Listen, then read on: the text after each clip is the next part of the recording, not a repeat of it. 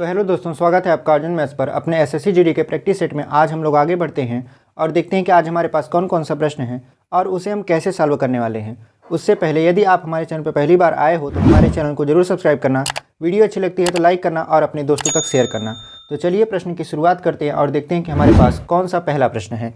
यहाँ पे जो पहला हमारा प्रश्न है वो करे कि निम्नलिखित का मान ज्ञात कीजिए।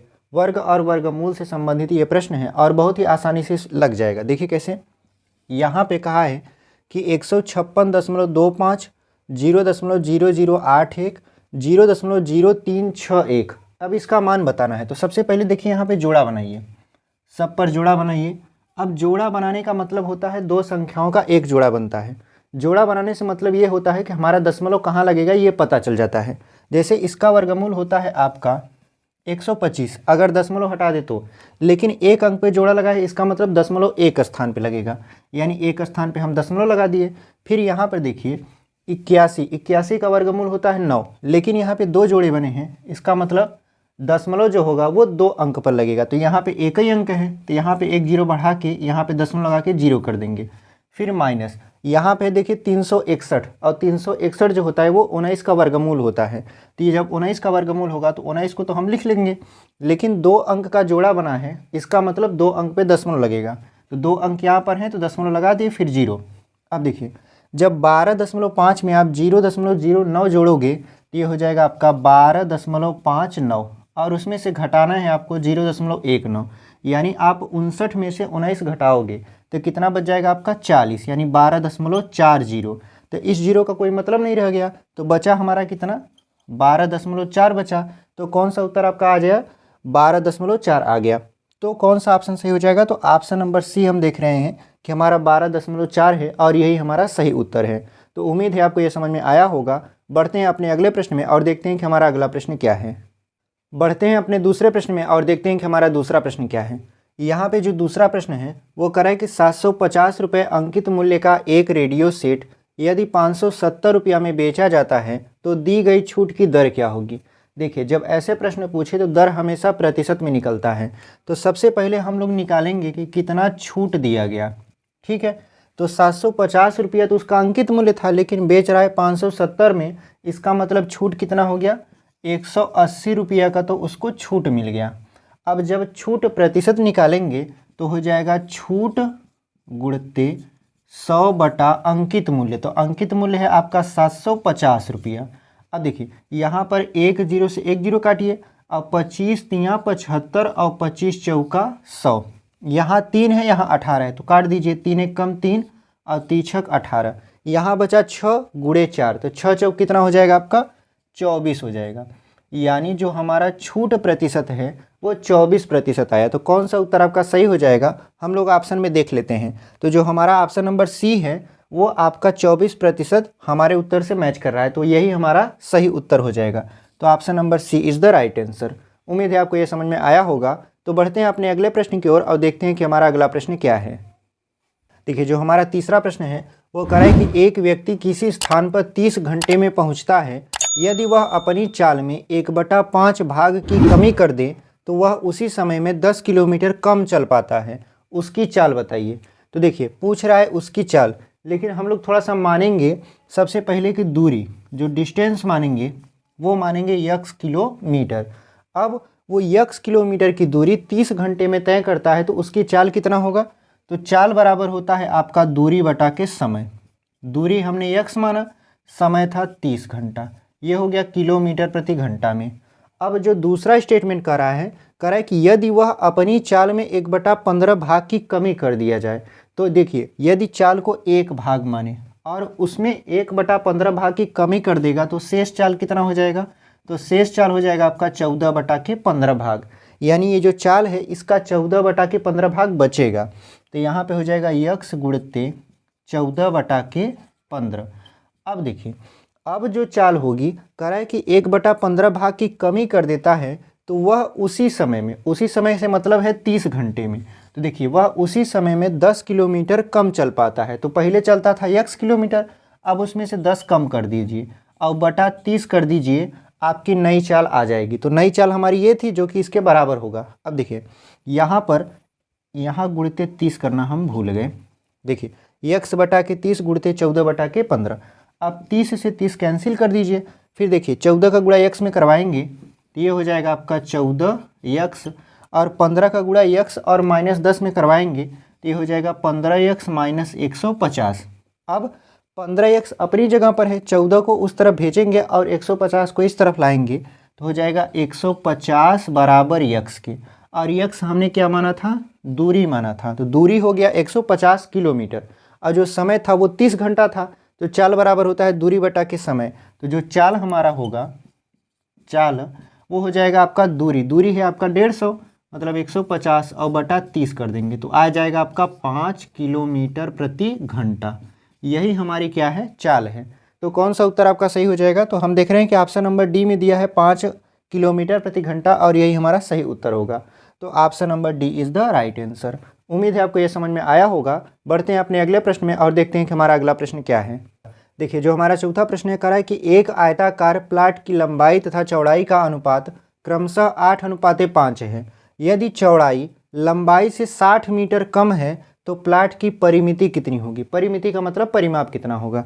तो यहाँ पर देखिए लंबाई और चौड़ाई का अनुपात दिया है 8:5। तो देखिए अगर मान ले कि लंबाई हमारा 8 है और चौड़ाई हमारा 5 है, तो चौड़ाई जो है लंबाई से कितना कम है, तो आप कहोगे 3 कम है। तो हम कहेंगे ये 3 का मान दिया है 60, तो 1 का मान कितना होगा, तो 1 का मान हो जाएगा 20, यानी 1 की वैल्यू कितना हो जाएगा 20, और हमने माना था लंबाई 8 को, तो 8 की वैल्यू कितनी हो जाएगी, तो देखिए 8 की वैल्यू हो जाएगी आपका 160, यानी जब 1 की वैल्यू 20 है तो 8 की वैल्यू कितना हो जाएगा 160। वैसे 5 की वैल्यू कितना हो जाएगा, तो 5 का वैल्यू हो जाएगा आपका 100। अब पूछ रहा है आपसे परिमिति, यानी लंबाई आपको पता चल गई 160 और चौड़ाई आपको पता चल गया 100। परिमिति मतलब आयत का परिमाप जो होता है 2 ब्रैकेट में लंबाई प्लस चौड़ाई होता है, मतलब इनको जोड़कर 2 से गुणा करिए। तो जैसे इसको जोड़ेंगे तो हो जाएगा 260। अब यहीं पर थोड़ा सा रुक जाइए और प्रश्न में देखिए, ये जो ऑप्शन दिया है उसमें देखिए यहाँ पर दिया है 260 मीटर। कुछ लोग क्या करेंगे, जल्दीबाजी में 260 को टिक करके आगे बढ़ जाएंगे, जबकि ये हमारा उत्तर नहीं होगा। हमारा जो उत्तर होगा वो होगा आपका, इसमें जब 2 का गुणा करेंगे वो जो आएगा वो हमारा उत्तर होगा। मतलब कहने का इसमें 2 से जब गुणा कर देंगे तो ये हो जाएगा 26 दूना के 52, यानी जो हमारा सही उत्तर होगा वो 520 होगा।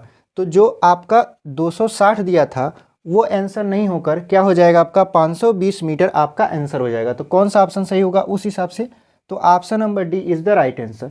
यहाँ आप लोग थोड़ा कन्फ्यूज हो सकते हो, इस बात का थोड़ा ध्यान रखना। तो बढ़ते हैं अपने अगले प्रश्न में और देखते हैं कि हमारा अगला प्रश्न क्या है।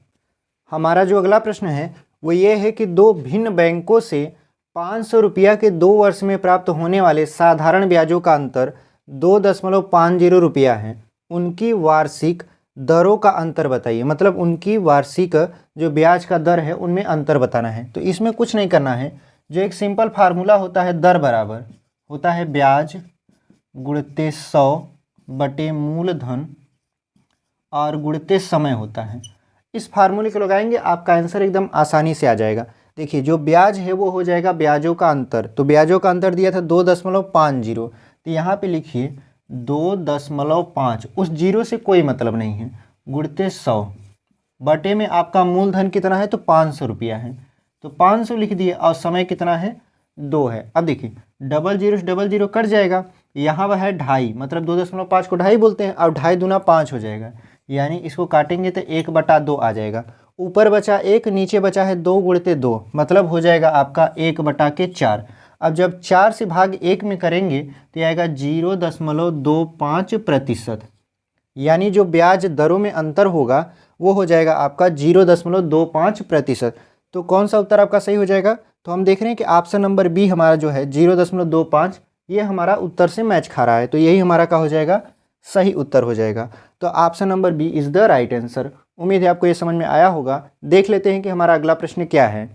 हमारा जो अगला प्रश्न है वो ये है कि रमेश अपनी वस्तुओं पर लागत मूल्य से 30% अधिक अंकित करता है। यदि वह वस्तुओं को 15% छूट देने के बाद उन्हें 910 रुपया में बेचता है तो लागत मूल्य ज्ञात कीजिए। यानी वो पहले तो अपने अंकित मूल्य का 30% अधिक अंकित कर लेता है, उसके बाद कहता है कि 15% हम छूट देते हैं, और बेचता कितने में है, 910 रुपया में। तो पूछ रहा है कि लागत मूल्य क्या है, मतलब वो कितना रुपया लगाकर उस वस्तु को खरीदा था। तो सबसे पहले मान लेंगे लागत मूल्य 100 रुपया था, उसके पास कितना अंकित करता है, तो 30% अधिक अंकित करता है, तो ये हो जाएगा 130 बटा के 100।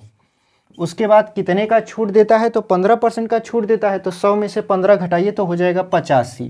तो लिखिए 85 बटा के 100। अब ये कुल कितने में बेच रहा है, तो 910 में, तो 910 की ये हो जाएगा बराबर। अब देखिए 1 जीरो से 1 जीरो आप काट दीजिए, अब 13 सत्ते 91, मतलब ये हो जाएगा आपका 70। ठीक है, अब इसको जब काटेंगे तो ये हो जाएगा 5 से काटिए तो हो जाएगा 14 पचे 70, और 5 से काटेंगे तो हो जाएगा 17। ठीक है, 17 पचे 85 होता है। अब यहाँ है 10 गुणे 100 करेंगे 1000, 1000 से यदि हम 14 में गुणा करा देंगे तो ये x बराबर हो जाएगा आपका 14,000। ठीक है, अब ये जो गुणा में था बटे में हो जाएगा आपका 17। अब देखिए 17 से जब 140 में भाग करेंगे तो 17 अट्ठे 136 हो जाएगा। जब ये 136 हो जाएगा तो यहाँ बचेगा 4, और जीरो लगा देंगे तो 40 हो जाएगा। तो 17 दूना के 34, यानी 17 अट्ठे 136, 17 दूना के 34, तो अभी बचा है 6, तो हो जाएगा आपका यहाँ पे 17 त्रिक 51। तो जब 17 त्रिक 51 हो जाएगा तो यहाँ पे बचा कितना 9, तो दशमलव लगा देंगे तो 17 पचे 85। मतलब कहने का ये है कि वो कितना लागत मूल्य लगाकर वस्तु को खरीदा था, तो 823.5 रुपया में खरीदा था। तो कौन सा उत्तर आपका सही हो जाएगा, तो हम देख रहे हैं कि ऑप्शन नंबर ए हमारा मैच कर रहा है और यही हमारा सही उत्तर होगा। उम्मीद है आपको ये समझ में आया होगा। बढ़ते हैं अपने अगले प्रश्न में और देखते हैं कि हमारा अगला प्रश्न क्या है। हमारा जो 7वां प्रश्न है वो ये है कि एक कपड़े की दुकान में कपड़े का मूल्य 25% कम हो जाता है, जिससे कपड़े की बिक्री 20% बढ़ जाती है। तो दुकान की कुल आय में क्या परिवर्तन होगा। देखिए जब आप कपड़े के जो विक्रेता है उसमें 25% की कमी करता है तो बिक्री जो होती है उसकी 20% बढ़ जाती है। तो ऐसे प्रश्न में क्या होता है, जो कमी कर रहा है उसको माइनस में लिखते हैं, यानी -25, और जो बढ़ रहा है उसको प्लस में लिखते हैं, तो +20 हो जाएगा। फिर यहाँ लिखिए -25 गुणित 20 बटा के 100। अब यहाँ पर क्या होगा कि 1 जीरो से 1 जीरो कट गया, और 2 पंचे 10 और 5 पचे 25, ये तो हो गया आपका -5। अब देखिए यहाँ पर जब -25 में से 20 घटाएंगे तो -5, और यहाँ -5 है ये है, और -10% की यहाँ पर माइनस दिखा रहा है, तो 10% की कमी दर्ज की गई, तो ये हो जाएगा 10% की कमी। अब देखिए इसका जो फार्मूला होता है वो होता क्या है, यदि किसी वस्तु में x% की वृद्धि की जाती है उसके बाद फिर y% की कमी कर दी जाती है, या x% की कमी करके y% का वृद्धि करता है, तो जिसमें कमी होता है वो माइनस हो जाता है और जिसमें वृद्धि होता है वो प्लस में हो जाता है। तो देखिए -x की कमी कर रहा है फिर y की वृद्धि कर रहा है, तो मतलब -x + y कर देंगे। एक्चुअल में यहाँ पे तो प्लस होता है, लेकिन ये माइनस इस प्लस को माइनस बना देता है, तो ये हो जाएगा आपका यहाँ पे -xy बटा के 100। कब, जब किसी वस्तु में पहले x% की कमी होगी फिर y% की बढ़ोतरी होगी, तब जाके ये फार्मूला लगाएंगे तो काम करेगा। तो इसी फार्मूले की मदद से हमने इसको सॉल्व किया है और हमारा आया है 10% की कमी। तो कौन सा उत्तर हम देखेंगे सही होगा हमारा, तो हम देख रहे हैं कि ऑप्शन नंबर डी जो है वो हमारा सही उत्तर है 10%। तो उम्मीद है आपको ये समझ में आया होगा। बढ़ते हैं अपने अगले प्रश्न में और देखते हैं कि हमारा अगला प्रश्न क्या है।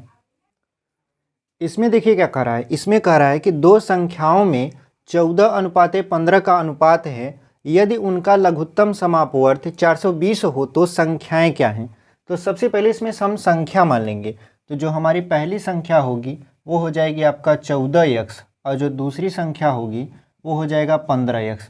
यदि इनका हम लसा निकालें तो ये हो जाएगा आपका 14 गुणित 15 गुणित x। आप कहोगे x का x में काहे नहीं गुणा करवाए जब यहाँ पे गुणा करवा रहे हैं। तो देखिए जो संख्या कॉमन होती है उसको एक बार लिखा जाता है, और जो संख्या कॉमन नहीं होती उसको भी काउंट करते हैं। तो यहाँ पे 14 और 15 कॉमन नहीं था तो गुणा करवा लिए, x कॉमन था तो x लिख दिए। इसका लघुत्तम समापवर्त दिया है आपका 420। अब देखिए 14 से काटिए तो 14 त्रिक 42, ये 30 हो गया, और 15 दूना के 30, यानी जो x की वैल्यू आई आपकी वो 2 आ गई। तो जो हमारी पहली संख्या थी वो थी 14x, तो यहाँ पे लिख देंगे आप 14 गुणित 2 मतलब 28, और यहाँ पे लिखेंगे आप 15 गुणित 2 मतलब हो जाएगा आपका 30। यानी जो पहली संख्या होगी हमारी 28 होगी और जो दूसरी संख्या होगी हमारी वो 30 होगी। तो कौन सा उत्तर आपका सही हो जाएगा, तो हम देख रहे हैं कि ऑप्शन नंबर बी जो है वो दिया है 28 और 30, और यही हमारा क्या हो जाएगा सही उत्तर। तो उम्मीद है आपको ये समझ में आया होगा। तो बढ़ते हैं अपने अगले प्रश्न में और देखते हैं कि हमारा अगला प्रश्न क्या है। हमारा जो 9वां प्रश्न है वो ये कह रहा है कि 3 सेमी त्रिज्या वाली एक गोलाकार गेंद को पिघलाकर 3 गोलाकार गेंदें बनाई जाती हैं। इनमें से 2 गेंदों की त्रिज्याएं क्रमशः 1.5 सेंटीमीटर तथा 2 सेंटीमीटर हैं। तीसरी गेंद की त्रिज्या कितनी है? देखिए हमारे पास क्या था, एक बड़ी गेंद थी, उसको पिघलाया गया और 3 छोटी छोटी गेंदें बना दी गई। तो देखिए जब इस बड़ी गेंद को आप पिघलाओगे तो जो इसका आयतन होगा वो तीनों गेंदों के आयतन के योग के बराबर होगा, क्योंकि जब आप पदार्थ को एक अवस्था से दूसरी अवस्था में ढालते हो तो उसका आयतन नहीं बदलता।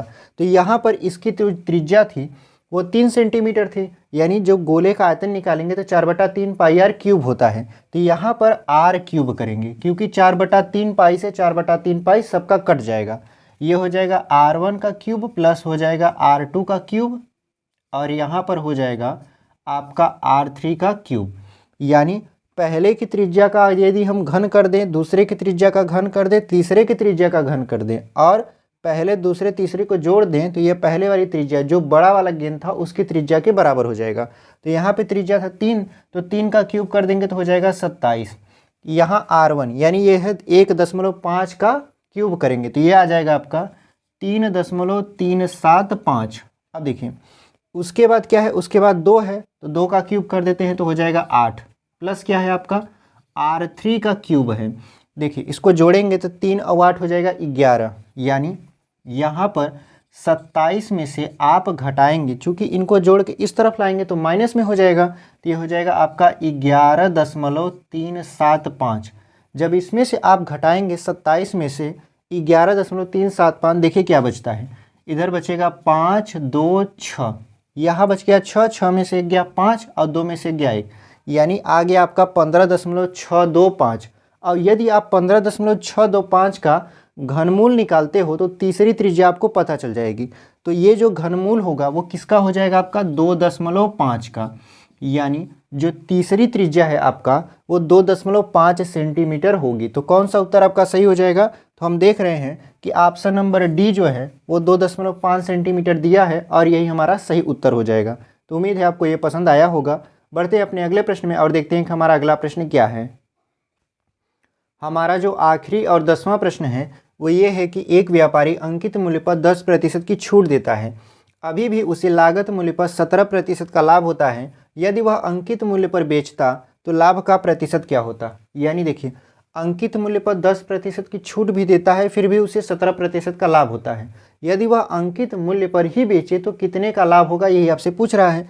तो सबसे पहले मानेंगे जो इसका अंकित मूल्य था वो 100 रुपया था, अब वो 10% की छूट दे रहा है तो बेचेगा कितने में? तो ये बेचेगा आपका 90 रुपया में। ठीक है, 100 का यदि 10% छूट निकालेंगे तो 90 रुपया में वो क्या करेगा, बेचेगा। अब इसका सबसे पहले हम लोग निकालते हैं क्रय मूल्य कितना होगा, जबकि लाभ प्रतिशत दिया है 17%। तो क्रय मूल्य निकालने के लिए क्या करते हैं, 90 गुणते 100 बटा 100 प्लस लाभ, तो 100 प्लस लाभ 17% का है तो 100 में 17 जोड़ेंगे तो हो जाएगा 117। अब देखिए इसको 9 से काटिए, 9 दहा में 90 और 9 से काटेंगे 9 एकम 9 9 त्रिक 27, मतलब ये हो जाएगा आपका 1000/13, ये आपका क्रय मूल्य है। ठीक है, अब कह रहा है कि यदि वह अंकित मूल्य पर ही बेचे, मतलब अब उसका जो विक्रय मूल्य है वो 90 रुपया नहीं है 100 रुपया है, तो विक्रय मूल्य कितना हो गया आपका 100 रुपया, तो इसका विक्रय मूल्य हो गया। तो लाभ क्या होगा, तो लाभ बराबर होता है विक्रय माइनस क्रय, मतलब आप करिए क्या, 100 में से 1000/13 को घटाइए तो हो जाएगा, यहाँ पे देखिए 13 से जब गुणा करेंगे 100 में तो हो जाएगा 1300, और 1300 में से 1000 घटाएंगे तो आएगा आपका 300। ठीक है, 300/13 ये तो लाभ हो गया। अब यदि इसका प्रतिशत निकालेंगे तो लाभ बटा के क्रय मूल्य होता है, तो क्रय मूल्य कितना है हमारा, तो क्रय मूल्य है हमारा 1000/13, तो जब इसको बटे में करके करेंगे तो ये हो जाएगा 1000/13 गुणते 100%। 13 से 13 को कैंसिल करिए, 00 से 00 कैंसिल करिए, 10 से 10 कैंसिल करिए, तो बचा है हमारा 30, यानी जो लाभ होगा वो 30% का होगा यदि वह अंकित मूल्य पर किसी वस्तु को बेचेगा। तो हमारा कौन सा ऑप्शन सही हो जाएगा, तो option number C is the right answer. उम्मीद है आपको ये वीडियो पसंद आई होगी। यदि आप हमारे चैनल पर पहली बार आए हो तो हमारे चैनल को जरूर सब्सक्राइब करना, वीडियो अच्छी लगती है तो लाइक करना और अपने दोस्तों तक शेयर करना। हम ऐसे SSC GD का मैथ का प्रैक्टिस सेट आप लोगों के लिए लेकर आते रहते हैं। तो मिलते हैं आपसे अगले वीडियो में, तब तक के लिए धन्यवाद।